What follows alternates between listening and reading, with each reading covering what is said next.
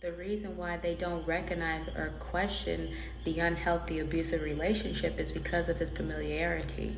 So most likely that adult grew up in a household where it was dysfunctional or toxic.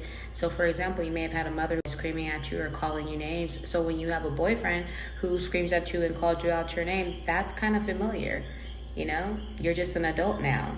And just like you had to deal with it and cope with it in your childhood, you just pull those same handy dandy survival tools out.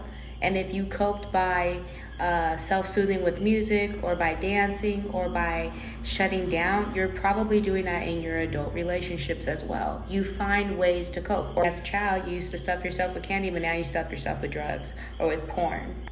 Dating, being sexually promiscuous, anything to numb the pain of your reality. And over time, most of us spend so much time as a child. 18 years. So over time, that abusive, toxic dynamic becomes normalized and it's so familiar and it's all you've ever known. So that's why when you grow up and you get involved in abusive, toxic relationships, it doesn't feel abusive and toxic. It actually feels quite familiar, and you don't question the abuse. You don't question the dysfunction, even though it doesn't feel good, but you're used to not feeling good because you grew up in an environment where you didn't feel good and yet you survived.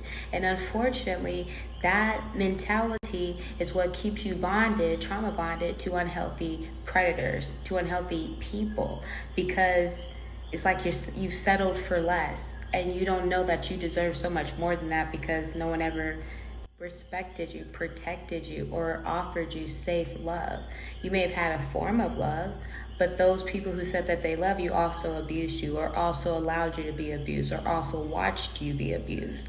So you have in your mind that love also is accompanied with abuse. Love is also accompanied with dysfunction. Love is also accompanied with toxicity. And until you renew your mind, until you lay down that old way of thinking and adopt a new way of thinking, and knowing that simply because you're a human, you have intrinsic value, whether people treated you like that or not. And as an adult, you can get the things that you deserved in your childhood. You can actually demand them by setting healthy boundaries. But without education, honestly, we don't know better, and that's why we don't do better.